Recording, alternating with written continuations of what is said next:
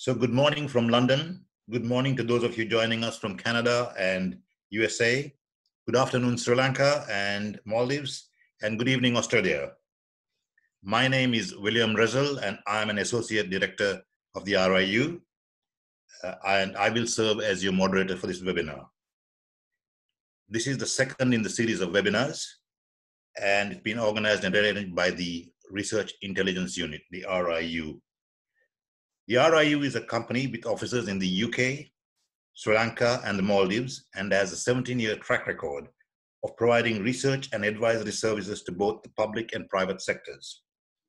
The RIU published initially a magazine known as the Big Issue magazine for 11 years, and earlier this year rebranded it, renamed it, and repositioned it in order to keep pace with rapidly changing times.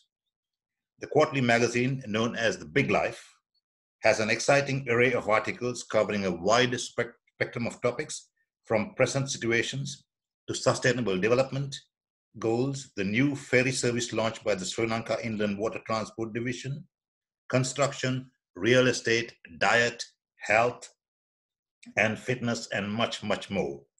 The team at the RIU has and will continue to support the positive endeavors in Sri Lanka by highlighting concerns and spreading awareness on a wide range of topics.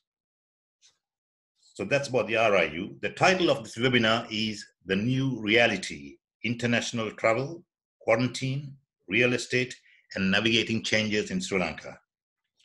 On this occasion, we join industry leaders to understand the implications of COVID-19 for Sri Lanka, for Sri Lankans living globally, expats, business travelers, and tourists. The discussion will provide valuable insights to those who are interested in travel, opportunities, options for quarantine hotels, healthcare, real estate investment, and event planning. Today, we are privileged to have an eminent panel of experienced and learned professionals who will provide us with answers to some of the questions that will be raised. During the time of the opening statements and presentations, colleagues from the RIU will pick up your questions and will sort them to ensure that a wide variety of issues will be covered. Due to time constraints, we may not be able to ask the panel every question submitted. However, the RIU will ensure that all those who send questions that are not answered today will receive an email answering issues raised. Questions raised today become the property of the RIU. And now we'll start off with a message from our sponsors, please.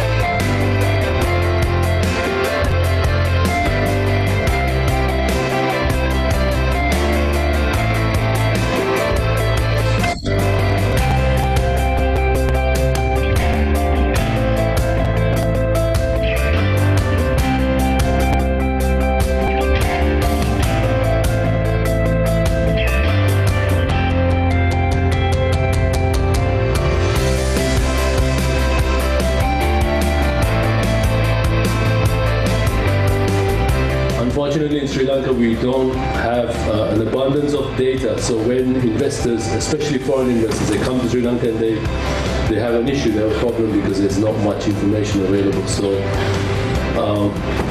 given that gap, we have been trying our best to fill the void in market information.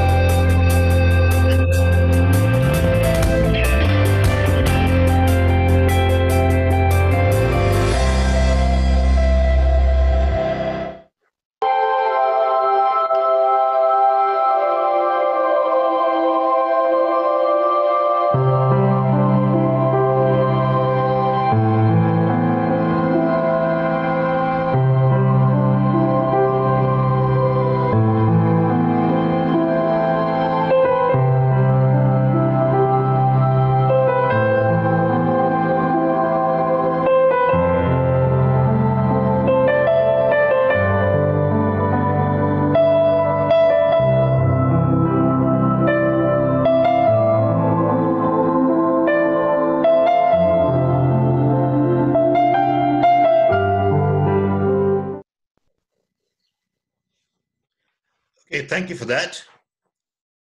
And now that you know the format of the webinar, let me introduce you to Dr. Anil D. Priyanka Baddevithana.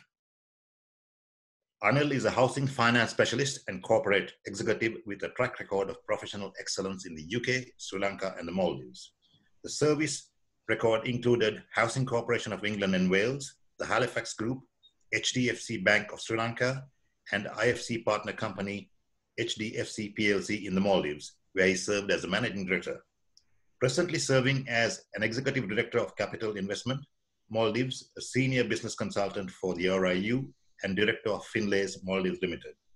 He is a life member of the Association of Professional Bankers of Sri Lanka, a certified professional marketer of the Asia Pacific Marketing Federation, fellow of the Sri Lanka Institute of Marketing, affiliate of the American Psychological Association, and holds an MBA from Postgraduate Institute of Management of the University of Sri Lanka, Jaward, and a PhD from the University of Kelaniya. So over to Anil for the welcome address. I welcome all of you to this very interesting webinar, which is titled The Reality, the New Reality Post-COVID. And there's going to be a very interesting presentation, which I'm privileged to do. And also there will be experts who will be talking about from the industry, what is the new reality is going to look like once we hope that this whole thing can be brought under control. Different countries have different timelines of recovery. So that will be discussed, and we have a basically emphasis on Sri Lanka, what we can do to get back to the new reality and get back to a new norm. Thank you.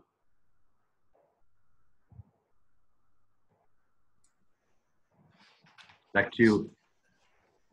Oh, thank you. I thought you were going to make a presentation there. Okay. Oh, you want?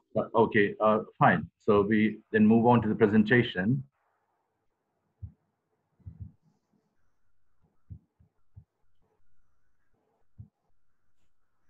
Okay, we have Sri Lanka real estate, commercial market and tourism update as of 29th May, that is today. You see in the background the Lion Rock or Sigiriya, which is the most valuable real estate that we have for more than 5,000 years old. What you see on the top right now are some trees, but there is a beautiful palace on top of this huge rock. And then we have actually named this as the 8th wonder of the world. The content of this presentation is going to be COVID-19 impact assessment, country profile, Sri Lanka leads in South Asia, Sri Lankan diaspora, then RIU diaspora. We did a high net worth individual survey in March 2020, then luxury and semi-luxury apartments market in Sri Lanka, commercial real estate in Sri Lanka, hotel sector in Sri Lanka, demand forecast, and why you should work with RIU. COVID-19 impact assessment. Now, this is the top 30 countries affected by COVID-19. And if you go right to the extreme, the worst affected country, that is 1 out of 63 are affected. That is 1.6% of the whole population is Qatar. And then we've got Spain, which is basically 1 out of 165. And it goes on. You can see that USA is 1 out of 196. And as it goes along, we can see that the SAARC countries, the 3 SAARC countries that are affected are Bangladesh, Pakistan, and India. Out of the top 30, Sri Lanka is not there. Sri Lanka is way below that. And in fact, the interesting thing is, of course, China, where it all started, is 1 in 17,344 because of their sheer numbers, which is 0.01% of the population have been affected by COVID-19. And what the takeaway from this is actually the countries that have, I think, dealt with it.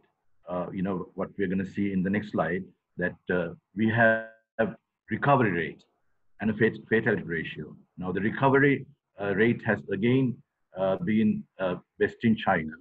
And also in terms of fatality and recovery rate. Ecuador and Sweden, you get Bangladesh, Qatar, Belgium, USA. The list goes on. So it's in the order of ascendance that you get from Ecuador to China. And when you look at the fatality rate, in fact, I think Italy, France, and Mexico, they come out, also Belgium. So the European countries, Sweden is also there. And you can see that there are countries that are least fatality rate is Singapore is there, because I think their healthcare system is considered to be pretty amazing. Then, of course, Saudi Arabia, which did not have a huge impact on Sri Lanka, Chile we have, and then we also have a good rate in Russia and Qatar. Qatar, of course, is a country where a lot of Sri Lankans are working, and at the moment there are people who are coming down from Qatar who are people we are actually evacuating, to be back in Sri Lanka. Okay, global recovery and fatality comparison with Sri Lanka. As I said, the average, when you look at the left, you can see the average in the global is 43.26. So Sri Lanka is above that. So we have a better recovery rate. We have a 50.71. Right at the bottom is the USA. USA is having problems, as you all know. Then we also have Russia. Then right at the top, we have UK. Recovery rate, which is pretty good. So I think that is owing to their healthcare system as well. And Spain too, the recovery rate is good, better than Sri Lanka. And we have on the right-hand side fatality rate. Again, Sri Lanka is right at the bottom. We've got, I think, 10 fatalities at the moment with 0.68. And above us is Russia. And UK fatality rate is, I think, 14.02 because of the summer, the winter that they had, and the rate of spread. UK, Spain, they all suffered due to that. So you can see Sri Lanka has managed to contain it as well as recover and also keep the deaths to the minimum. And if you look at the country profile of Sri Lanka, you will see that tourism, which we are depending on for foreign exchange and employment, it has been, we are taking a comparison from 2018 to 2020 April. So you can see that April 2018, year on year, compared to 2018, 2019 April, we had minus 7.5. That is, we had less, but that wasn't significant. But unfortunately, we had the tail end of April. The reason for this being a minus figure is we had the Easter bomb attack, and then April last 2 weeks suffered due to that. And then May, it fell to minus 71 because of the Easter bombing. And then it started recovering. Unfortunately, by December of 2019, we had pretty much come up to minus 4.5 compared to the previous year. And then, of course, COVID hit the world. And then Jan, February, and March, it went down to 70.8. And of course, April 0 with the closure of the airports. So you can see kind of a sad tale of recovery after the Easter bomb attacks, and then again going down to minus 70.8 in March. And then again, of course, due to the airport closure, we don't have any tourism at the moment. So tourism receipts, same, likewise, it suffered the same fate. This presentation is going to be uploaded to our website, so I don't want to dwell too long on the content. You can go in depth and read up all the things that are there on the slides. So we have a distribution of COVID-19 patients in Sri Lanka, which is basically where the tourists have been. The tourist hotspots have been affected because the first case was reported with a tour group, Italian tour group, and the guide of the tour group actually got infected. So that was the first case which was reported on the 10th of March. And since then, it has really gone, island-wide, but not to certain areas of the island. There are certain areas that are COVID-free.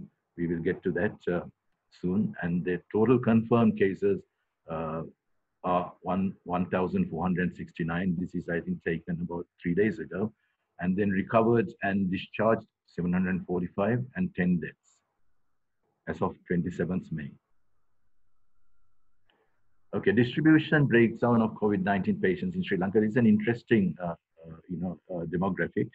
We've got 25 districts in Sri Lanka, and you can see Colombo, Kalutara, Gampa, and Puttalam.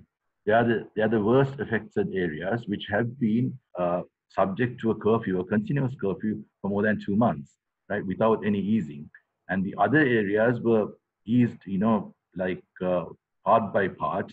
I mean, this was one of the strategies adopted by the Sri Lankan government in a kind of military-style operation to contain this, which is what's paying dividends. Now, you can see when you go to the far-flung areas of Trincomalee, Mana, Melache, Hambantota, Nuwara, there are no cases that are reported. And then Porannaruwa, Matara, Jaffna, and some of these areas like Monragala, Kegol, Ratnapura, and Kurunagala, there are certain centers that are there, which are, for quarantine centers. So there are cases that are coming out of those. So it's not actually in the community itself, but in Colombo, Kalutara, Gampa, and Puttalam, these 4 very populated areas, we've had certain communities to be isolated from time to time. And so this is the pattern that it has spread in Sri Lanka, which is why it gives us hope that we can contain this, because the way you can see it spread, you can actually contain it to a particular district. And now cross-district travel has been restricted between Colombo, Kalutara, Gampa, and Puttalam. It's been eased. Generally, I think it's been applied for another about maybe 1 month, but there is easing going on in a very regulated manner. Okay, treatment and quarantine centers for COVID-19 in Sri Lanka. So this actually, that's why I said the earlier spread of the virus does not give an indication that it's coming out of the communities, because people who are identified in these quarantine centers who have come from most of them from abroad, they have been also taken into that particular area, demography. So we are leading in South Asia for simple reason that we suspended all international passenger arrivals from 18 March. An island-wide curfew began on 20th March. And there were only mild cases reported since then. Then from the decision, an entire hospital, vulnerable districts of Colombo, Gampa, and southern Kalutara, Puttalam, Western province, were raided. We were ready for suspects. We had the readiness in those areas where we felt, we were most vulnerable. Then the military's rapid involvement. As I said, it's a military-style operation. We have the 8th largest army per capita in Sri Lanka, and also one of the most disciplined armies, of course, or Triforces, which was able to overcome, a 30-year-old civil war. So with all that training, I think they have done a wonderful job in terms of containing this problem. So relatively high testing rate of 2,000 tests per day was done in comparison to other countries like Bangladesh, India, and Pakistan. India has becoming a real hotspot at the moment. It's like overtaken, some of the other countries in terms of the spread and the fatality rate as of today. And so we have successfully secured good healthcare at low cost. So this is one of the reasons that the healthcare system and the frontline people have not been affected like the doctors and the nurses. There are very few cases of contamination from the patients. I think there was 1 or 2 cases of the healthcare workers being contaminated. Okay, we are still on an upward trajectory on coronavirus, in terms of cases in Sri Lanka. One of the reasons is that we are flying in people who are either infected or are vulnerable from countries like Qatar and Oman, Russia, certain places that we are flying in, because it is a duty of the country to actually bring in the people who are now made jobless and without having proper health care. And there's another aspect that we should maybe consider keeping them in those countries and funding them so that their healthcare is taken care of. So I hope that aspect is also looked into by the government. But at the moment, there are hundreds of passengers arriving on special flights to Sri Lanka, and this is going to push the numbers up in terms of cases of contaminated cases. But we hope that the fatalities can be kept to a minimum. Out of the SAARC countries, as I said, there are 8 SAARC countries, including Afghanistan. Maldives is actually is most affected in the sense 1 in 393 people. It's a very small population of 500,000, and so Maldives is coming at the top, and Nepal with the 1 in every 42,542 is the safest country in terms of rate of infection. Bhutan is the second, and Sri Lanka has come third with 1 in 18,635 people being infected, which is a 0.005%. So we are actually, as a country with 21 million population, as compared with say Bhutan, of course, Nepal has 29 million. We have done, formidably in the SAARC region as well. The diaspora, the Sri Lankan diaspora, actually around the globe, we have a demographic here. Kuwait has the highest number, and Netherlands has the lowest number.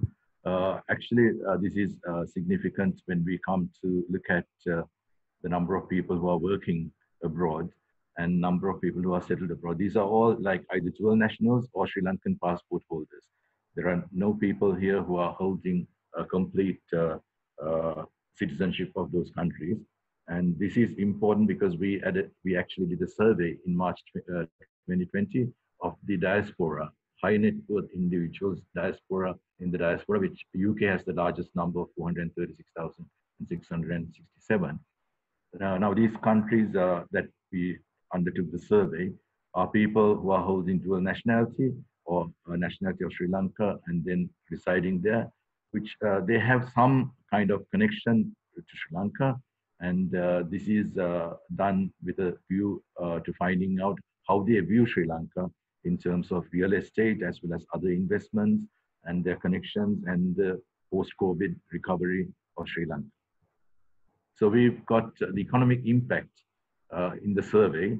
The impact of COVID-19, 69.6% of the people said that more than 2.5% of the global GDP will be affected, right? That global GDP being affected in that manner means that it's kind of going into almost like zero, because before COVID it was around 3%.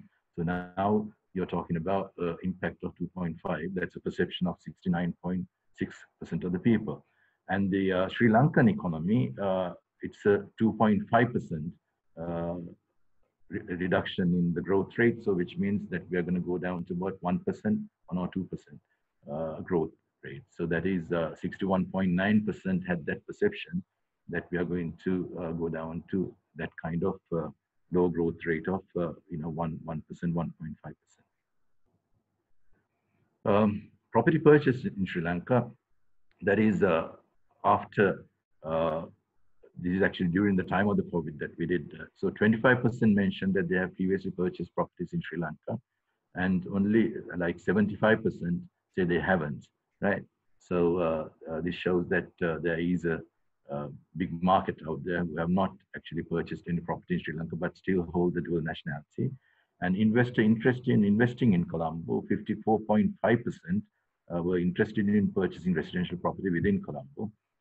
And the reason is actually, it's very clear, as an investment, it is 54.2% say that as an investment, this would be a good thing. So Colombo property prices tend to go up more than the suburbs. So they have opted to that.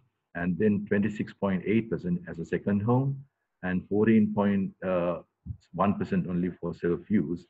And so by and large, it's as an investment where maybe you could rent it out or keep it for value appreciation. So that is the mindset of the high net worth individuals in the countries that we surveyed. Then within a timeline for planned purchase, within 1 year, now this is useful to the developers, within 1 year, there's only a very small percentage, but 63%, 63.6%, they believe, sorry, 63.8%, they believe that 1 to 3 year timeline. So their planning is beyond 1 year, is like long term. So it's a kind of a long term planning that they're doing for this thing. And 3 to 7 years also had a 23.4. So I think this correlates to the way that the market is also responding to new developments. So more insights from our diaspora, that is COVID-19 effects. The best approach, when we asked them, what they said was, of course, self-isolation and staying basically shut down non-essential businesses and services. Then the medium-scale restrictions with amplified public awareness programs was 29%. And distribution of alternative investments, this is interesting because as opposed to real estate, which is 26%, people felt gold was a good investment, and currency, people trading in forex, they thought that would be a good investment, that is 23%, and stocks and shares 23%. Of course, it's a biased market for stocks because some of them have hit rock bottom, and so therefore I think it is evenly distributed. So real estate has about 1/4 of the market interest. Then initial investor reaction is actually the decisions impacting within the next 12 months. Yes, of course, 78.9% said that COVID-19 is going to be a major factor in future decision making. Luxury and semi-luxury apartment market in Sri Lanka, and when I told you that there's going to be a dip in the demand in 2020 and 2021 up to 2023, you can see this happening in the new annual supply coming into the market is going to be an all-time low for the last about 6 years in 2020, 2022. Now, this is on the back of a property boom, in the supply in around 2019. All right, so this actually shows the market is, the developers are gearing themselves to correct the market so that they don't oversupply the market at the wrong time. Commercial real estate, when you look at what is available in the commercial real estate market, the ones that had an early lead, like Access Tower, Access 2, and Lehighs and all these places are 100% full. The ones that came much later, that is One Gold Face, the Shangri-La, and that is 20%. And these are commercial real estate market only, like grade A and B office spaces. And then you got the last three that to come in at 20% each. So you got supply in grade A offices. That market also, is actually going now. WTC, World Trade Center, is actually topping that, and then you got the other ones coming in. So obviously, this is going to be impacted as well in the 2020 up to about 2023. Hotel sector in Sri Lanka. At the onset of the pandemic, we were still recovering from the effects of the Easter attacks last April, but occupancy levels were hovering below 50% even before. But of course, with the COVID-19, we were hard hit, and it has, below 30%, maybe due to the local patronage. Also, we have certain centers that are used as temporary quarantine facilities, which are Citrus Vaskadua, Club Hotel Dolphin, Mount Lavinia Hotel, Trinco Blue, by Cinnamon, and Jetwing Blue. And altogether, they have a capacity of around 600, which is not really much. But of course, you have to pay around 7,500 rupees per person. And resorts under military supervision in South were offering rates of around 400 to 430 US dollars. And mind you, these are in addition to the ones that are run free of charge by the military. And these are for people who can afford to pay, and they want to go into these quarantine centers, which are supervised by the military, which is an interesting thing, which is going to be an increasing phenomenon as more people come from, sometimes even the developed countries. There could be people coming who would want to stay in a resort hotel or a five-star hotel. So this can be a trend that that could increase. So what's driving demand in hotels? We have reduced business and leisure travel because of the travel restrictions, but of course, by I think August, we are planning to open again the airport. And looking ahead, there are bookings that are coming in from certain countries. So this is encouraging. But in the meantime, I have to tell you that for the 30 years that we had the civil war, the hotel sector was buoyed by local tourism, and that is a huge segment which can, I mean, somewhat keep the tourism or the tourist hotels, going. I mean, it won't make a fantastic difference because the rates might be different and all that. But I think until COVID is under control worldwide, even if Sri Lanka gets it under control, still incoming travel is going to be a bit of a concern. And so earlier than others, we are saying that China, key tourist markets in Sri Lanka could be opening up.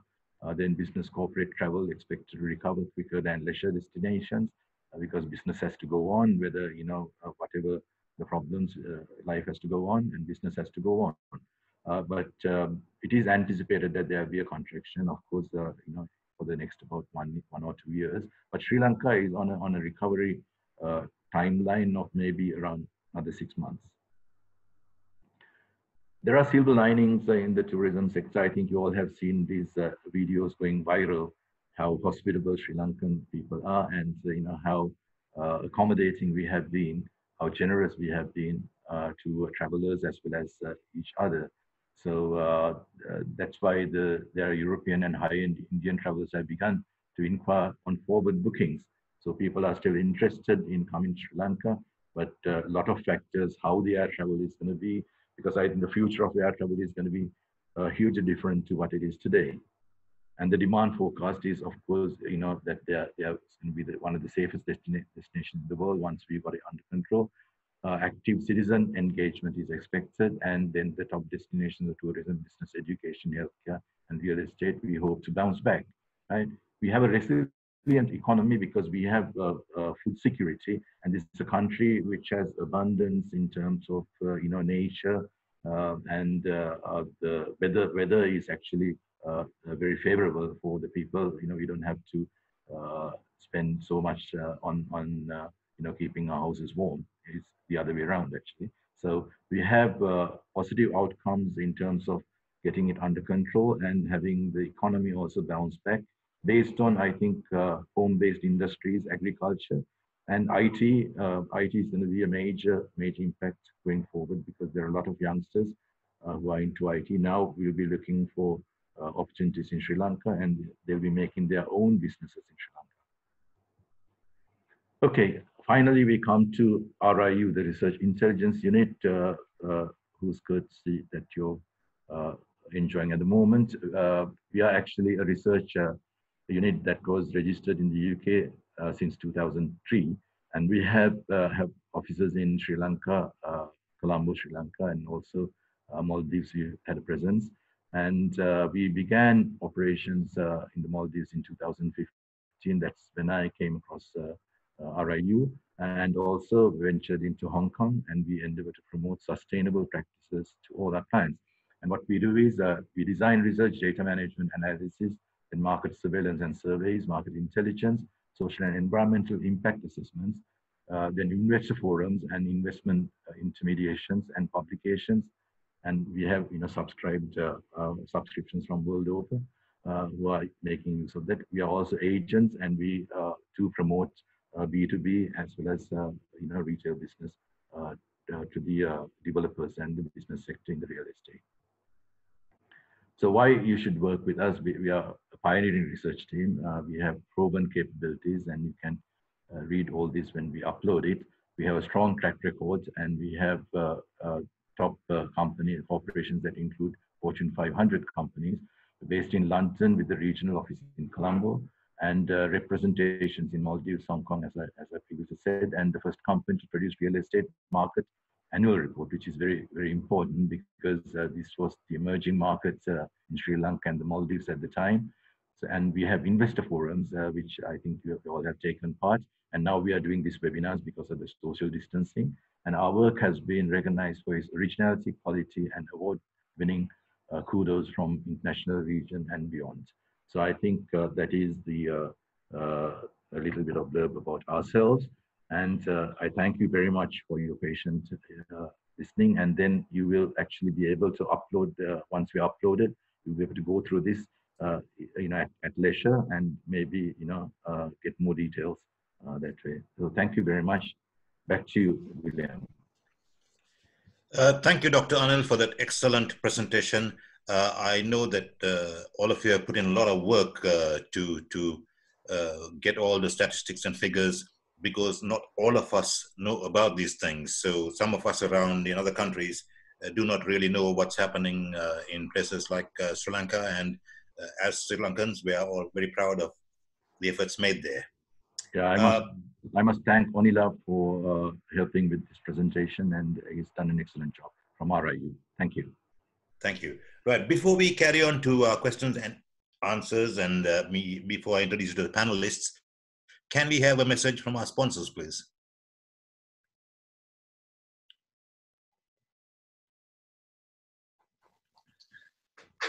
Entering the financial services industry as a stockbroking firm in 1990, today Capital Trust Holdings has expanded into many areas of businesses, including investment advisory, margin trading, wealth management, development of luxury apartments, property brokering and property management, information technology, automobiles and education, to become one of Sri Lanka's leading business organizations. Capital Trust Properties has ventured into the real estate sector with the acquiring of a large number of unique properties in Colombo and its suburbs. In its investment portfolio are a 5-storied building in Union Place, Colombo 2, a 7-storied building in Duplication Road, Colombo 3, a 7-story building in Glennie Street, Colombo 2, and 40 other properties. Capital Trust Properties has also partnered with reputed global brands to promote real estate in Sri Lanka and abroad with liaisons of Nye, Frank and Avon Group Limited. Thank you. And now we will have a panel discussion and answer some of the questions already raised. But I would like to introduce you first to our panel, and some of these introductions are a bit lengthy, but please bear with us. Firstly, I'd like to introduce His Excellency Omar Abdul Razzak, High Commissioner for Maldives in Sri Lanka. Mr. Razzak is the newly appointed Ambassador Extraordinary, now High Commissioner and Plenipotentiary of Maldives to Sri Lanka. High Commissioner Omar graduated from the University of San Francisco in 1993 with a Bachelor of Science in Nuclear Physics. In 2006, he completed an international MBA in Australia. He speaks Dhivehi, Sinhalese, and English. He has received awards from the Travel World Fair in Prague, along with Film Awards Travel Industry, Carl Voy Ware for the Best Short Country Advertisement for the Maldives. And in 2003, the Ministry of Tourism presented him with a letter of recognition for his efforts in successfully launching and introducing the Maldives to the Czech market. In 1991, High Commissioner Omar obtained his private pilot license. Wow, he's a pilot as well. For over 15 years, he has been actively involved in contributing to the development of Maldives in various fields through political and business affiliation. In 2002, he was responsible for project monitoring in the Ministry of Finance and Treasury, Maldives. He was also the chairman of the Works Corporation, which was established to design, build, and finance major infrastructure in the Maldives. He also served as Minister of State for Home Affairs for a period from 2011 to 2012. He is an elected member of the National Council of the Maldivian Democratic Party and the president of the ISDU constituency. Mr. Razzak is a member of MDP Foreign Relations Committee and a member of the MDP Policy Committee. He was also the Shadow Foreign Secretary for Maldives United Opposition. he actively took part in informing the international community through engagements between Sri Lanka government authorities and the USA, EU Parliament, German Parliament, and other European capitals in the derailment of democracy during the last dictatorial regime in the Maldives. That's Ambassador High Commissioner Razzak. Welcome, High Commissioner Razzak.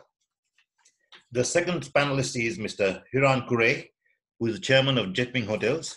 Inspired by his father, Hiran joined the Jetwing fold as soon as he completed his education, graduating from the University of North Carolina, USA, prior to which he studied at St. Joseph's in Colombo. Hiran also continued his studies following a general manager's course at Cornell University in the USA. Recapping how the concept of the Jetwing Group was born, Hiran recalls, taking over the business my father developed, N.J. Cooray Builders, and the company soon grew to one of the most reputed in the field. This period, the 70s, also coincided with the country's early explorations and forays into the tourism industry. And as the building contractor for GEB Mel Hussein, a pioneering resort hotelier in Sri Lanka, the company was very well positioned. When Mel Hussein brokered a deal with Vingresser, a Swedish tour operator, to build a hotel in Colombo, he challenged Hiran's father to construct the 40-room Seychelles Hotel, now Jetwing Sea, in a matter of just months. An unthinkable proposition in Sri Lanka at the time, given its meager levels of building technology and resources. But his father never gave up on a challenge and completed the task in time. And his client was very pleasantly surprised, suggested that instead of constructing hotels for others, perhaps he should consider doing the same for himself. And that is precisely what he did, building the Blue Oceanic Hotel on his favorite coast of Nikambo. So that's Hiran. We've also got Roshanie Jayasundar Moraes, who is the Executive Vice President of John Keells Holdings. Roshanie has over 36 years experience in airline representation, travel and tourism, logistics, loyalty, retail, and property development. She has had short stints at Browns Group and Atkins Spence, and then over 29 years at John Keells Holdings. She holds a PG Diploma in Marketing from the Chartered Institute of Marketing, UK, and an MBA from the Postgraduate Institute of Management of the University of Sri Lankans in Sri Lanka. We've also got Jaward. He's the MD and CEO of Cipla Sri Lanka and MD Imerchermi NB Ceylon Limited. He is also the country manager Sri Lanka and East Africa for Dr. Reddy's Laboratories. He has over 26 years experience in pharmaceuticals and more than 10 years of C-level experience. He is a member of the Glazer Kennedy Insider Circle, USA, since 2011 and Vice President of the Sri Lanka Chamber of Pharmaceutical Industry. He has an MBA in primary education from Trinity College, Kandy. Just two more to go, Minoli and Wickramasinghe. Minoli is the CEO, Managing Director of Capital Trust Properties. Her education was in Australia and Hong Kong, and she brings a new perspective in conducting property business in Sri Lanka. She has a bachelor's degree in business and an MBA from Edith Cowan University, Perth, Western Australia. Initially, Minoli worked at the DFCC Bank and then at Maersk Lanka, where she handled the entire finance function for the logistics branch and reported to its head office in Copenhagen, Denmark. Thereafter, she was appointed the head of corporate training, director of Skills Lanka Limited, the only public limited liability company into corporate training and education, where she was instrumental in securing training for employees of a number of large companies and organizers in Sri Lanka. She is also director of Capital Trust Credit Pvt Limited and Capital Trust Corporate Solutions. Then we have Melanie Wijesinghe. She's a founder and creative director of Melache, Colombo, and Aphrodite, Myrtle. London-based Melanie Wijesinghe is the founder of the first Sri Lankan designer boutique, Melache, which was established in 2010, soon after the Civil War. She introduced the concept of Sri Lankan design wear onto a business platform. They were the first company to invest in this foundation of retail for Sri Lankan designers at a time when the idea was alienated, thus contributing and advancing the local fashion industry. Since then, she has launched her own British brand, Aphrodite Myrtle, which caters to a global clientele with production and manufacturing done in Sri Lanka. Our final panelist is Mr. Roshan Maroda, who is the founding director of the RIU with its offices in London, Colombo, and the Maldives. Roshan has headed multiple research teams, authored many dozens of international publications, and produced multifarious country reports for emerging and developing markets, specializing in several sectors, including real estate-related investments. As head of the RIU, he has also served as consultant macroeconomics at the Asian Development Bank, consultant in the World Bank, several Sri Lankan government ministries, and several international major banks. He is also the founder and chief editor of the Big Issue Sri Lankan magazine, now The Big Life, and the founding director of the Real Estate Intelligence Unit. Formerly, he was a consultant at the Office of the Advisor of the Prime Minister of Sri Lanka, consultant at the Commonwealth Secretariat in London, and editor at Penwell Corporation in the UK. Now, those are panelists. I read their bios because I think all the participants should understand that we have got an expert group of panelists here who will answer questions. We have already received some questions, so I will put this to you right now in the interest of time. So this is to Hiran. We understand that the tourism industry was just recovering from the Easter terror attack last year. Can you tell us about the coping strategies that will be adapted in the next few months? In particular, we would be interested to know about the quarantine facilities being offered at your hotels for returning residents and other visitors to Sri Lanka. Hiran. Thank you, William. Thank you for all the introductions and Aibo to all. Well, the best way to cope is to pray. Nothing else to do at the moment for us in tourism because all the borders are closed. Literally, globally, 95% of the borders are closed. So no tourists are coming in. And from the 26th of this month, the Sri Lankans or the Sri Lankan residents were allowed to travel about. So we are getting a couple of bookings to some of our smaller hotels from now on. And we should see a few more coming in the month of June. But as I think Anil quite rightly said in his presentation, that Sri Lankan business alone is not enough to sustain the hotel and the travel industry. For example, the destination management companies, the travel agencies, they have nothing. So we in the hospitality sector, you know, if not for the governmental support of, you know, moratorium of capital repayment and the interest repayment, and also 2 months of working capital at a very reduced interest rates, most of us would go down belly up very soon. So some of us in Sri Lanka are used to this because we've experienced, I can't say similar because I don't think anyone has experienced such a situation in our lifetime, probably in 1918 to 1920, if somebody was alive then. But you know, when we suffered earlier, the rest of the world was flourishing. So there was hope that moment our situation improved, including, as Anil said, you know, the last Easter Sunday attacks, the rest of the world supported us. So we could get out of the situation faster than many people expected. In this case, I can't see that because some of the other countries, you know, our feeder destinations, Europe especially, is hurting worse, much worse than Sri Lanka. So for us to recover, I think will take a long time. Praying is a very good way of keeping your morale and your hopes high. And of course, you know, looking at other means of income. Otherwise, you cannot sustain yourself just having hotel rooms closed forever and ever. We have a highly trained staff. These guys are going to suffer as well, as much as the owners. So it's not a good sign. I mean, you know, they are talking of opening the borders on the 1st of August.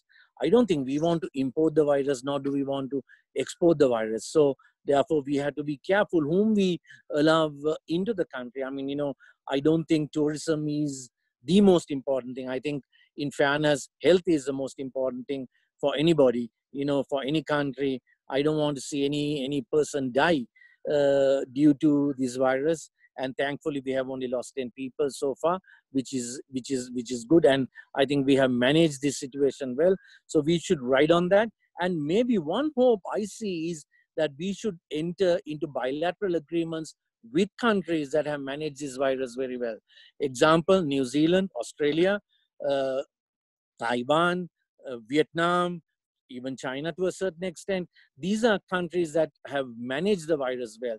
So we should get into a bilateral agreement where the citizens of these countries can travel freely.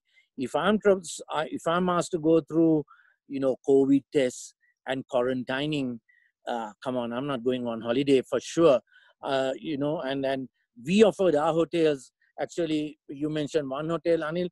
We had 4 of our hotels offered for quarantine purposes. We just did it for the sake of the country, not to make money. I mean, at 7,500 rupees, giving 3 meals and air-conditioned rooms and all of that, I don't think we made money.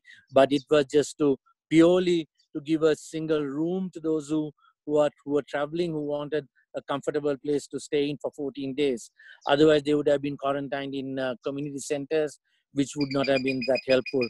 So the quarantine facility is still open.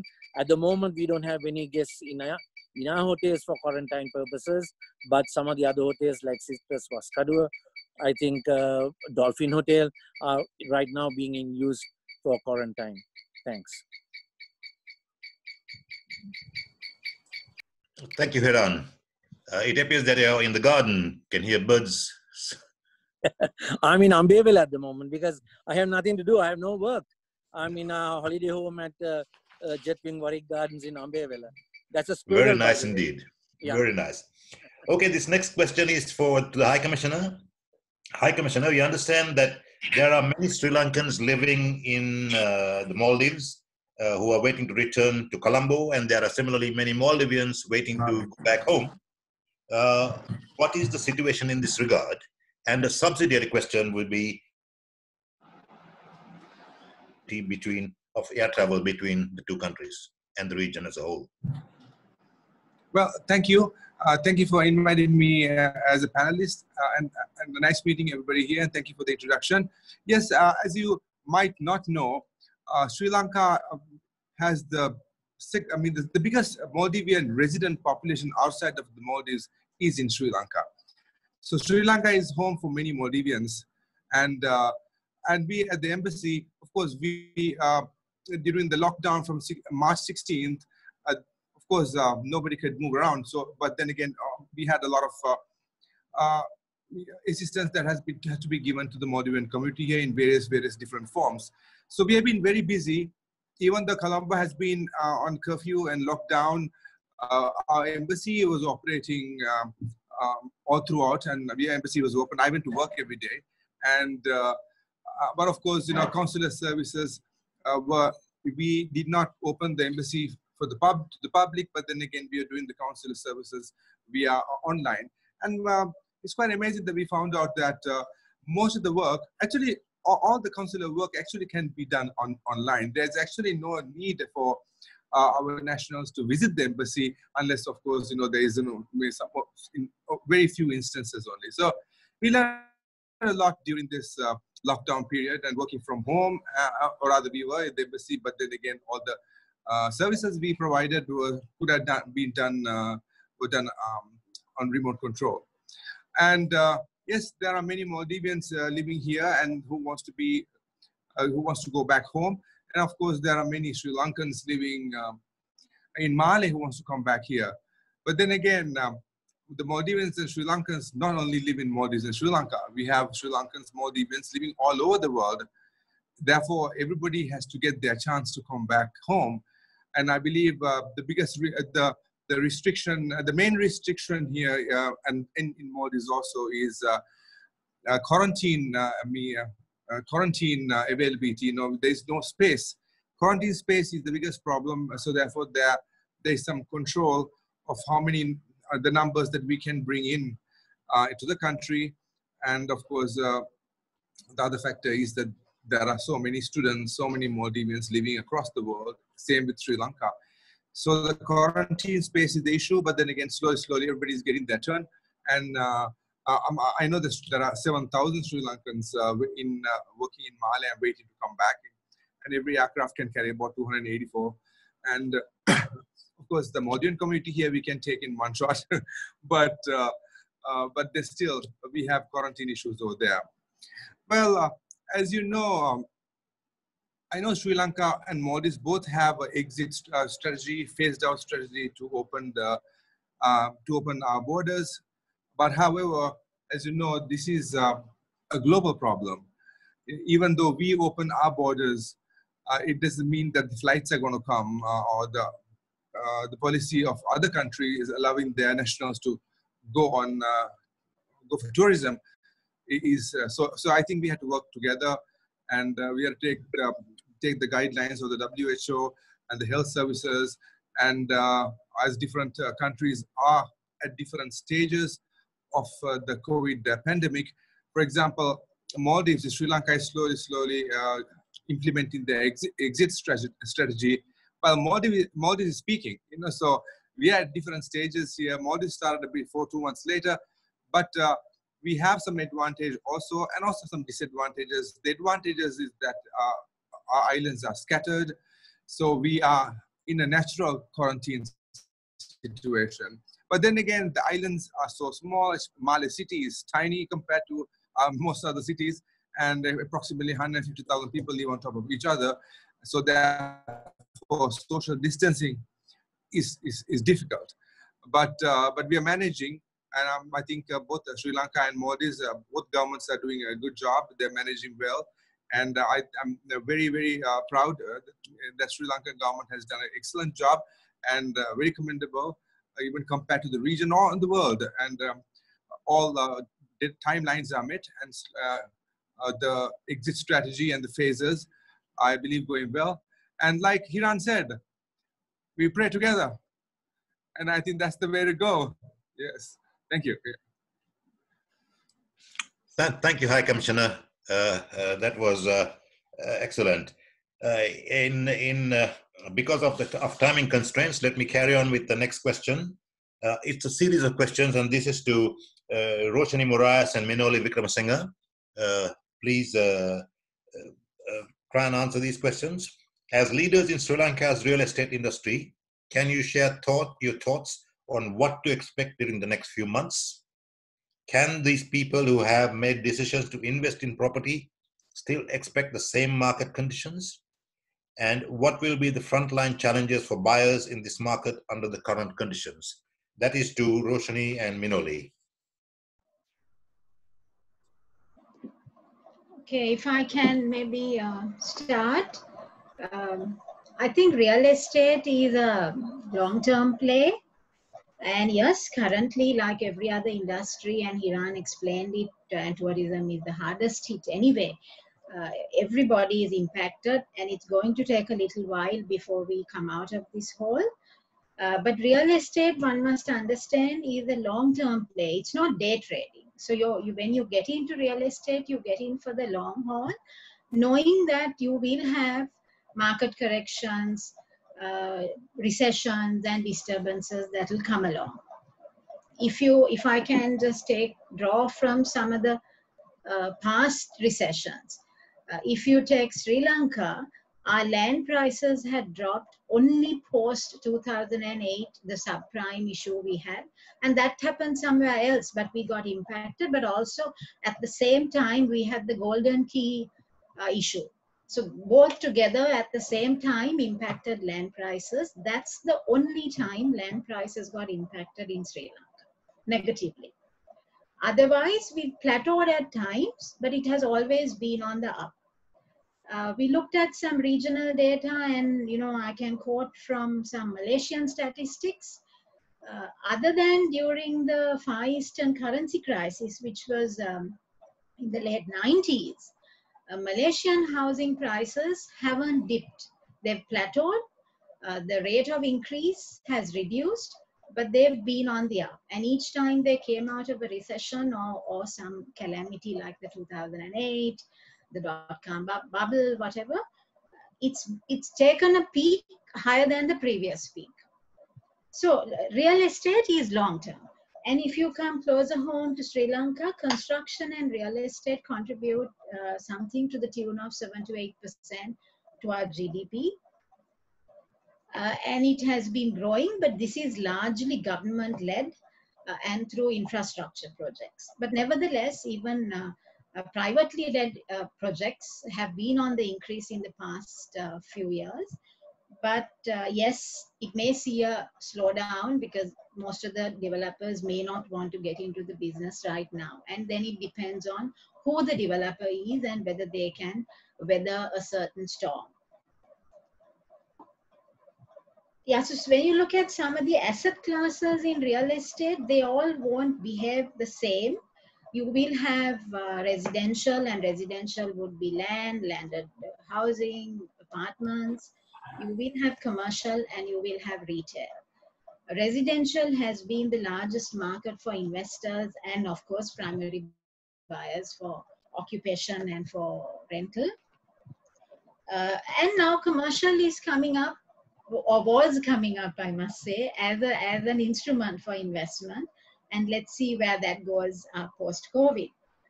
Retail is not necessarily a investment instrument. It's generally a rental instrument. It's an investment for the developer, not so much out there in the market to buy retail, retail as in retail investment. But unless the REITs come, the real estate investment in the trusts come, it will be difficult to participate in that kind of project. So when you take residential, land, I talked about how it will plateau and take off, and we've only had one dip in the last decade or so. If you take housing, landed housing, given that land may not dip, or even if it dips, it's going to be very slightly. So the cost of doing a house, building a house, buying a house is not going to change too much because our construction costs are not going to come down. Then the instrument that is available, or the asset class that's available and affordable, would be the high rises. So I kind of feel that maybe everybody thinks that there's a glut of high rises and that's going to get impacted. Yes, there will be a slowdown. I don't think it's going to crash. I certainly don't think so, because even as at now, if you take our company, we are transacting, which is a good sign. So it's not going to crash. It will slow down a little bit. It will slow down and take off. And when it takes off, I feel it's the condominium asset class that will take off faster and take off first because of the affordability. If I'd like to slightly touch on a macro aspect, which we must give our attention to, we are in close proximity to a large economy. We shouldn't look at our industry as an industry limited to Sri Lanka with 22 million people, and from the 22 million, it's a very small percentage that would be our target market. So we shouldn't look at it in that framework. I feel we should look at it in a regional framework and what potential Sri Lanka has, given the geographic location of our country. Now, we've talked about this for decades, and successive governments have had plans to make Sri Lanka a hub. But I keep repeating, for anybody who cares to listen, that is the way for us to go. We must take advantage of our biggest neighbor, the powerful neighbor we have, almost within walking distance, if I can say that. With a 1.7, we have a region with 1.7 billion people, and we have a 2 trillion economy just next door. Why am I saying this? We're well placed to be a hub in between Dubai and Singapore. We can do this. I won't go into details. I know there are lots of plans and lots of discussions. We can do this, and I hope it happens because there is renewed discussion and interest for India and in India, because companies and countries are trying to move their manufacturing and supply chains out of China. It's not easy just to, uproot a manufacturing plant and plant it somewhere else.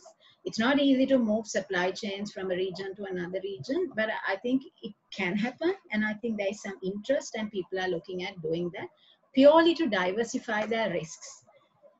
When that happens, we should be there to reap the benefits of what India would reap through those investments. Hopefully we'll get a couple too of those investments. We pray for that. But we should be there to capture this opportunity. Example is Malaysia, my second home. What did Malaysia do? They went and created this program, and they got roughly about 40,000 investors with the 10-year visa, and it attracted about $10 billion of investment into the country. And in my self-interest, about 15% of that went into real estate. So it is possible to do. I feel while we're all climbing out of this COVID hole, we should think about these, because post-COVID, we can capitalize on some of the opportunities we have. And this probably another beautiful chance that Sri Lanka is getting. And we must latch on to that. Yep, I have a few other things, but I'm sure Minoli would like to add something to that. Yes, Minoli, your thoughts, please.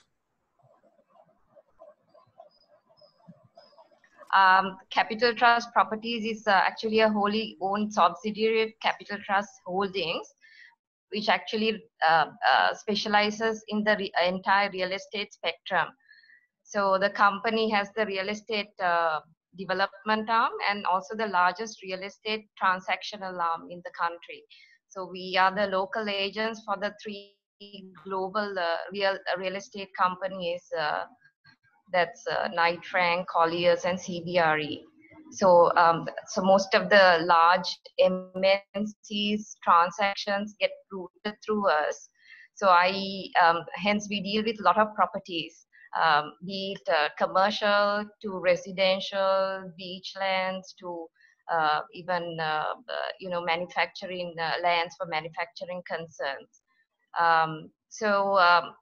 We actually in the last, it's not because of COVID, we actually in the last few years have experienced a huge challenge in the construction sector and the real estate sector. There was political instabilities to inconsistent policies, which I saw. The moment we started promoting, we had these inconsistencies that affected transactions. And there's also a lot of red tape and a lot of hassle in getting approvals. So that actually hampered a lot of developments. I actually studied in Hong Kong, so I know what a potential Sri Lanka has as a country. Hong Kong does not have a lot of natural resources. We have such a beautiful country with a lot of natural resources. And, there's a lot that Sri Lanka, in terms of real estate, we have a huge potential. Actually, the funny situation is because of COVID, a lot of the diaspora and even the foreigners are looking to Sri Lanka as a destination even to live. So that is another thing that we have experienced. And also the government has given a lot of confidence in tackling the COVID situation. That was another very good move. So if you compare, in terms of the interest rates, so if you compare the changes in the prime lending rates, it was 12% treasury bill rate has come down to 11.5 to about 6.5. That's a drastic drop by about 3.5%. As a result, the prime lending rate has come to about 9.2, and further expected to come down as low as 7.5, which is in 3 months, which will definitely come lower. And in the first time in many years, we are seeing single-digit, interest rates, and this is a very good move. Because I think what will happen is a lot of the money that's been parked in fixed deposits will come out into, investments in real estate and other asset classes. And also it has been, when interest rates are high, the economic activity is actually hampered. So I am very glad that the government has realized this and then is doing something to improve the economic activity in the country. So as you see, a lot of the people we saw in the few months is that they were removing their fixed deposits and putting into asset classes like the stock market. And of course, a lot of the Sri Lankans understand real estate better, and it's a safer class of, safer investment class to invest in. So in terms of what COVID has done to real estate, I think we have not actually had a negative impact. We have had a negative impact in the last few years because the construction sector was hampered by various, like I told you, the political instabilities and, red tape and all those stuff. So right now, the government is finding ways to improve the the investment sentiment. So that's what we see. And we actually have a lot of companies that we talk to in the US and in UK, and what we see is in US, a lot of the clients like a lot of the people are removing their money out of real estate because they feel that all asset classes will actually come down in value. So that is actually opposite of what we see in Sri Lanka. So that is another move when a lot of the diaspora are thinking of coming back to Sri Lanka as maybe a second home, or even just coming back to live. So that is another thing that we see. And actually before the COVID situation, you won't believe a lot of the, because of the trade war between the US and China, a lot of the Chinese were considering to seriously bring their manufacturing concerns to Sri Lanka. So that is something, like a lot of people will think that real estate will come down with this COVID situation and all that, but I feel we will actually benefit in the long run, right? Okay. Because that is something that I actually see happening. And another thing is that the government has handled the COVID-19 pandemic so well that a lot of the diaspora are really, wanting to settle here. And also in terms of the government, it's trying to attract FDIs to Sri Lanka. And I have a feeling that this is a very good move. They have just opened up the special deposit account. And I feel that this decision to attract money back to the country is something that is another thing that real estate will, will be attractive in Sri Lanka, because a lot of them will park their money back to Sri Lanka in terms of real estate and other assets. Thank you, Minoli, and thank you, Roshanie. We have got a number of other questions and only a few minutes left. So other panelists, I'm so sorry, but can you keep your responses short, please? This is to Mr. Azad Jaward.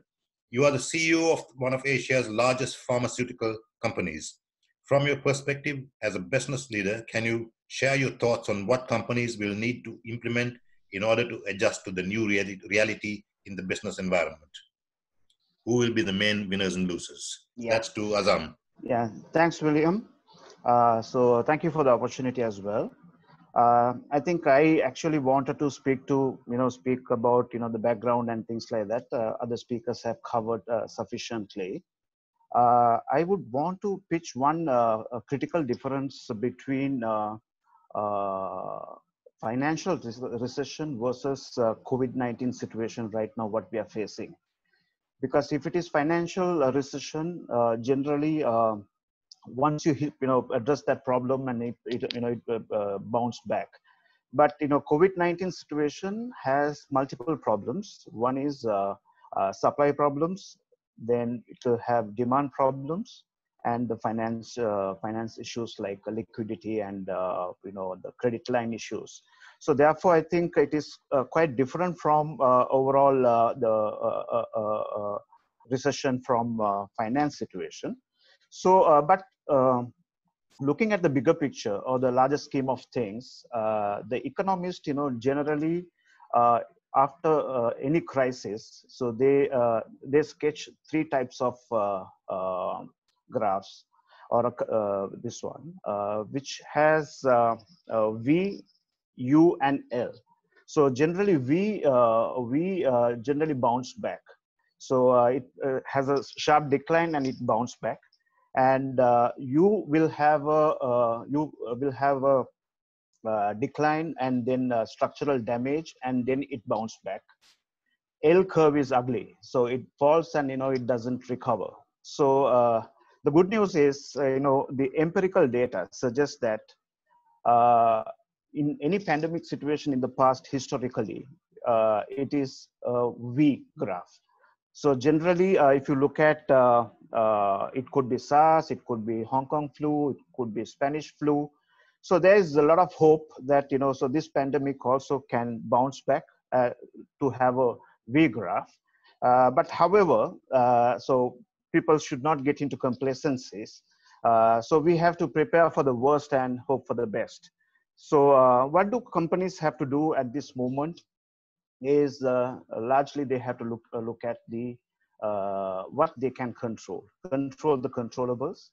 Don't become dependent too much on the projections, because nobody at this moment cannot project what's going to happen, because trajectory of virus impact, nobody knows. So therefore, I think until we find a vaccine, so we are going to have this as a concern, and it is an ongoing thing. So therefore, it is important for any company or a leader to not to get carried away with projections. The financial market turbulence should not cloud their judgment. So that's very important. Then focus on consumer confidence and signals. That's very important, because at the moment, as I told you earlier, supply, demand, and finance, critical issues. So when it comes to situation like this, demand, people will not go for luxury or expenses. High expend. They will reduce the number of that type of expenses and move into more of saving and things like that. So therefore, it is important for us to keep the ear on the ground and try to understand what is happening and try to understand the consumer confidence and the signals. So your instincts and also your insights is what is going to determine, because the impact on this COVID-19 is not going to be uniform. It is going to be for company to company, it will differ, country to country, it will differ, industry to industry, it will differ. So therefore, it is very critical for any company to understand their own strengths and their own short-term goals and work on that platform. So as a leader, what is that you have to do, right? Be calm, be confident, and be compassionate. Communicate relentlessly from top to bottom, right? Basically, whether it is upward, downward, lateral, because it's very important at this time, to communicate relentlessly with your people and collaborate actively with your partners, so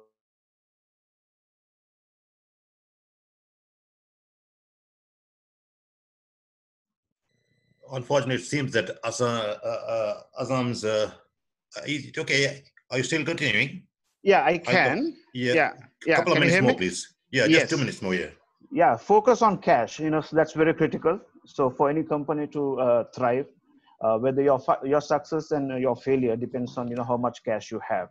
So I have, of course, a few more other points. So let me conclude by saying your speed, the learning, and your relationships matters to come over, in this critical situation, and also have short-term goals and work on short-term and build on your success, and your success can become medium to long-term goals.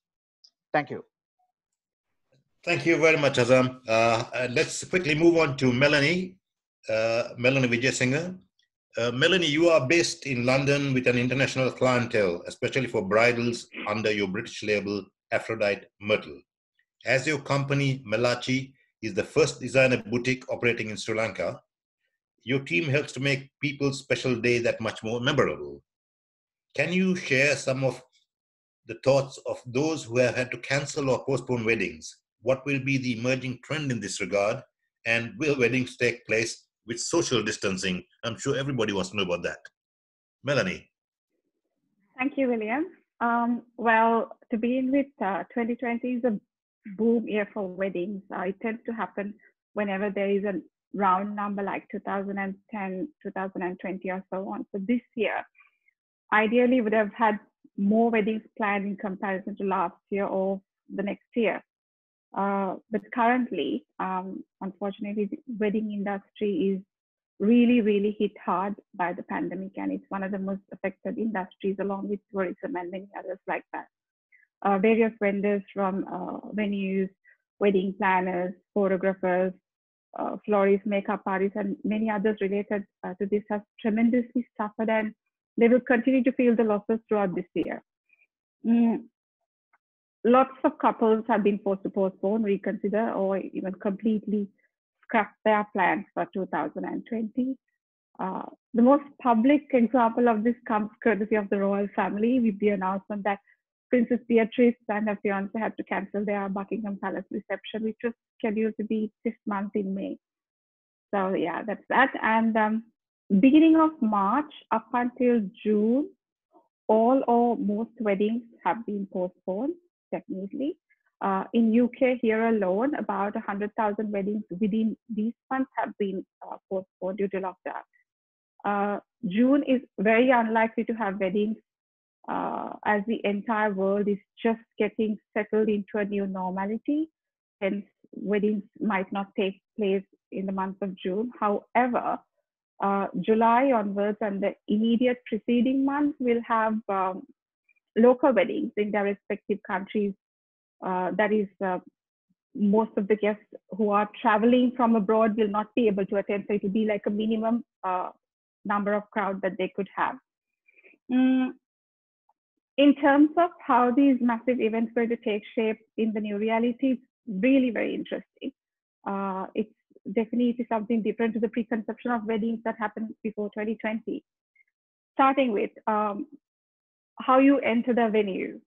So it will be in an orderly manner, coming in line, keeping a social distance, limited seating for each table with the distance, and perhaps only accommodating the same family members, distance between each table, going separately or as a family for serving of the meals. Probably they will have each table doing the rounds, so serving separately in an orderly manner. Then I think one of the main things that would be introduced is the live streaming, which would happen for events going forward, especially for the elderly and the more vulnerable guests or guests that can't come from abroad. So this is something that the venue or the photographer would be able to help with, and this is something that's going to take place going forward for most of the events.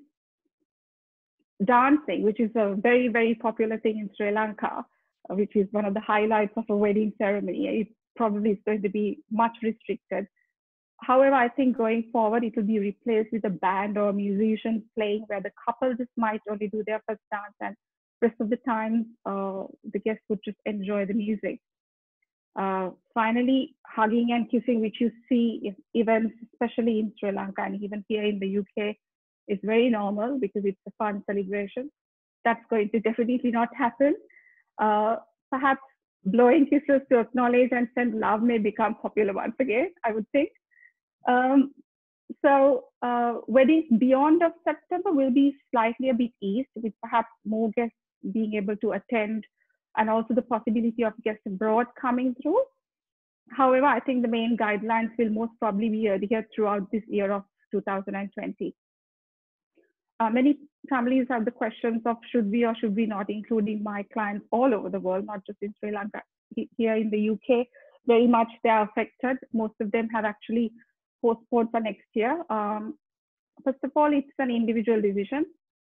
In spite of the challenges, if you still want to get married, you can settle for a wedding with limited guests, close family and loved ones. And then perhaps next year, 1 year after, when things are much, clear and there's more stability with how things are going forward, you could throw a massive party, less formal, for the crowds that you wanted to have. That way you actually have something to look forward to from a year after marriage, and after the reality of living together as a married couple, you can appreciate the new life more and celebrate it. So I think this concept may take place going forward, which is actually a less costly affair if you plan it and manage it smartly, without a doubt, and it definitely will be the party of the century when it finally happens. So these are things that I think is going to take shape for weddings. The way we do weddings will be definitely changed, and how perception of a whole wedding is going to be changed. Only including people that really matters, and then perhaps celebrating a year after with a bigger crowd. Anyways, as frustrating as it is, I don't think we should stress, because eventually things will happen. The venues will eventually have to accommodate to the new reality of the wedding. The guests and the world will have to accept it, and we all would need to adapt and move forward. I also feel that on the positives, I mean, somehow all this alone time has made us focus more on family and the small things. I feel along with this horrendous crisis, we as humans have begun to think and accept the reality of life, how uncertain life is, and to appreciate the simple things in life, and to be more humble. On a social level, people will once again learn to be disciplined, to wait for their turns, to think a bit more of the others, and to give space. So on that note, we need to accept and move forward with this reality. Lastly, I just want to say that I'm so sorry for all the brides and the grooms that have had to postpone the day. I know from first-hand experience chatting with my brides that it's heartbreaking in so many ways. But I'm sure that when their wedding actually does happen, the celebration will be so much sweeter with all their loved ones, and being safe and making it happy. Thank you, Melanie. I'm sure this affects all of us in one way or another, even if we're not getting married or, families, members, whatever. So thank you for that. Time is running out, and Roshan, this is to you. As head of Sri Lanka's longest serving real estate consulting firm, can you give your thoughts on the market and what to expect in 2021?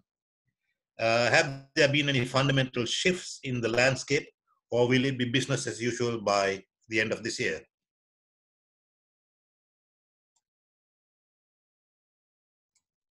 Roshan? Hi, can you hear me? Yep. Hi. Thanks, William.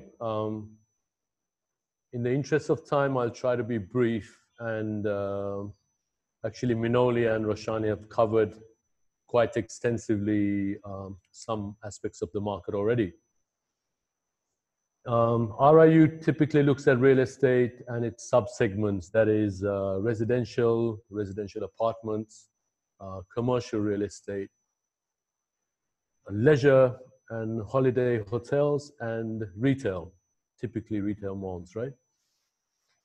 So where the residential apartments are concerned, we've categorized it into 3 tiers, tier 1, tier 2, and tier 3, based on price, location, prestige factor, etc. Since 2015, we have been saying to the government that to make tier 1 a true success in Sri Lanka, tier 1 is the top end of the apartment market, like Shangri-La, ITC, Altair, etc. That really the government needs to have policies to encourage people of non-Sri Lankan origin to invest here, in the same way that other East Asian tiger economies have managed to grow their real estate industries by getting different nationalities to invest, by making that an attractive proposition. Unfortunately, it's taken a lot of time.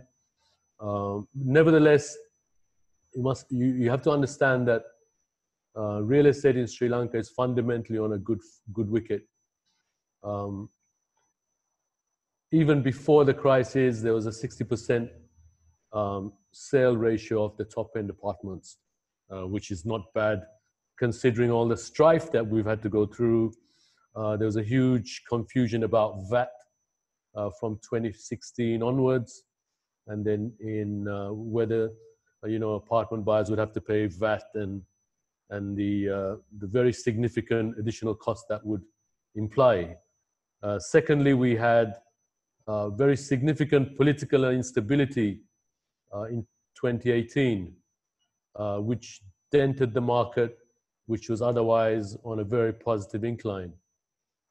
Similarly, April 2019, as the market was recovering, we were hit by the terror attacks, the Easter Sunday terrorist attacks.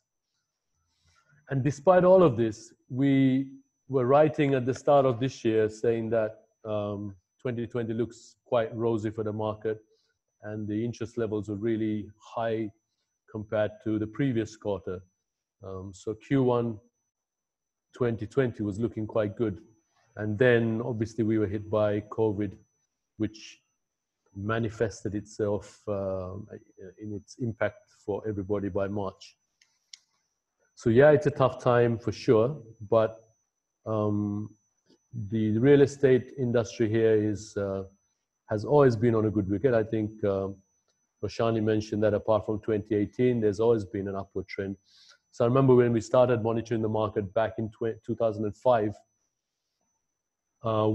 I personally was really amazed to see that the market in Colombo was, for residential real estate, was going up at 7-8% per annum, despite bombs going off, which seemed quite strange to me at the time. But this is the reality. It's an island.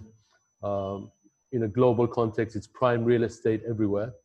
And Colombo in particular, and the city has and will have a continued demand. So very quickly, there are lots of opportunities now. It's a buyer's market for sure. There are lots of bargains. There are people with distressed sales. There are, I've even seen a SMS offering apartments for land. I need to check that one out. Similarly, the currency weakening against foreign currencies is an opportunity for the diaspora to come in and perhaps invest. So there's a lot of bargains. Interest rates are low. Currency is another incentive.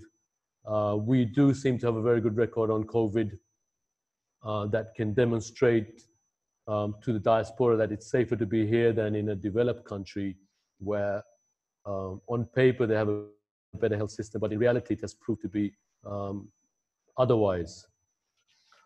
Commercial real estate is something that RIU has done a lot of work in the recent couple of months post-COVID. So it's a state of flux.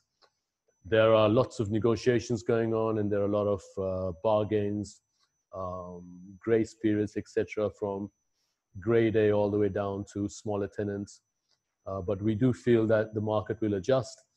As the economy will experience winners and losers, some industries will grow and fill up the space in those grade A buildings that others were perhaps vacating due to a downturn in business.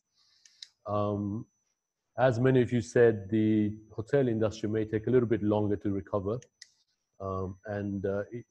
It I'm sure will bounce back, but it will probably lag behind, as will retail. The retail trend has anyway been a shift towards e-tailing, which has now been expedited due to the COVID conditions. But the underlying trend has been for F&B to move into malls, etc., as some of the other retail merchandise becomes more popular online. So we feel that we'll get back on track with these long-term trends despite the short-term impacts. So yes, it's a tough time, but quintessentially the Sri Lankan real estate industry has been very resilient, and it will continue to recover from these many internal and external shocks. Over to you, William. Thank you. Thank you, Roshan. We have had a number of questions from people like Dishi, the Tabru, Lasanta Vijayvira, and other people. Most of these questions have been answered in a roundabout way by all the presenters anyway. But to those participants who ask questions, The panel will stay on after this webinar and discuss your questions, and the RIU will respond to you personally. Isn't that right, Roshan? Roshan? Hello?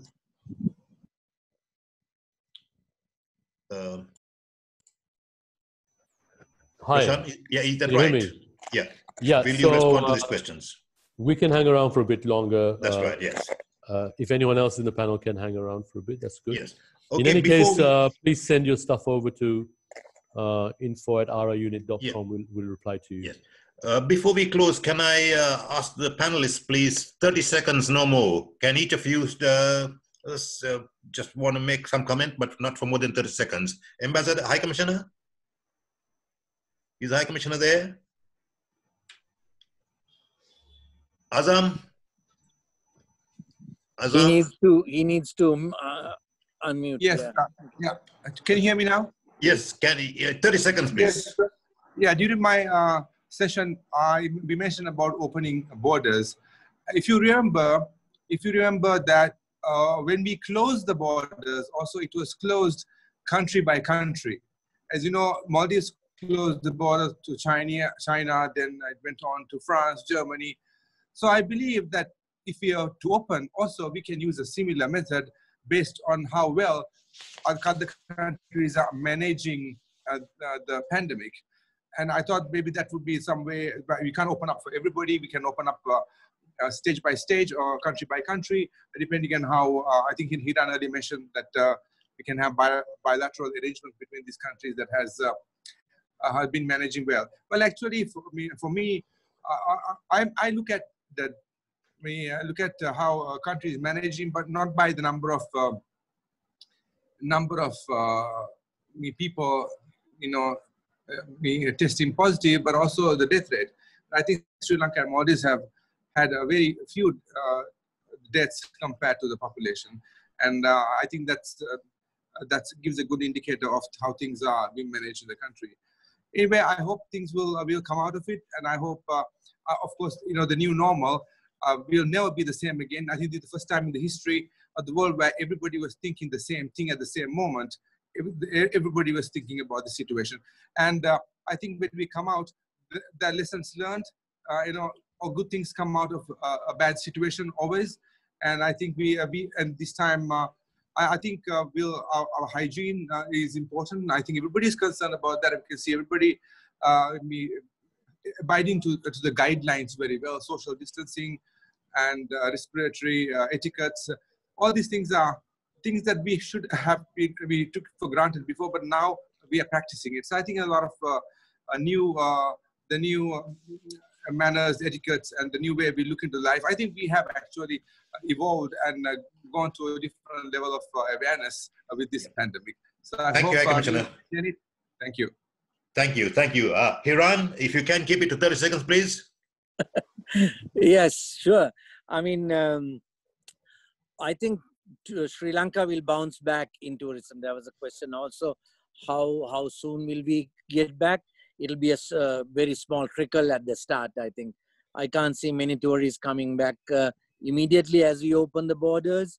Thereafter, we will be lucky if we can get back to where we were before Easter 2019 within 18 months. Then I consider ourselves lucky. Till then, we have to bite the bullet and stay strong and plan, not let our confidence down, but go forward. Thank you, Hiran. Roshanie, any comments? Roshanie there? Yeah. Yeah. So in closing, what I would like to say is I talked about unlocking the potential that's available out there and get that investment into Sri Lanka and into the real estate sector. We have to do a few things. And I think we've been talking about it for a while. And if I can reiterate here on this platform, we've been working on a visa scheme for foreigners. If we can make that formal and policy and get that on the road. We've been working on some regulation around REITs. If we can get that sorted and again out in the market. And most importantly, we have foreigners living and earning here. And to allow them to use their earnings to invest in Sri Lanka, because currently as the law stands, they have to repatriate it and bring it back. So instead of that bureaucracy, if we can let them invest here. Thank you, Roshanie. Sorry, time is running out. Minoli, over to you. 30 seconds, please. I think with the right government vision, Sri Lanka has a huge scope in real estate. And I see the interest rates coming to single digits, and that's another thing that is very, very conducive for investments in any asset class, including the real estate, which is very safe. So that is what I can say. I think we have a lot of scope. Melanie, quick word from you. Yeah, so overall, the retail industry is going to have a massive change. They will have to adapt to the new change. That's going to be the way forward.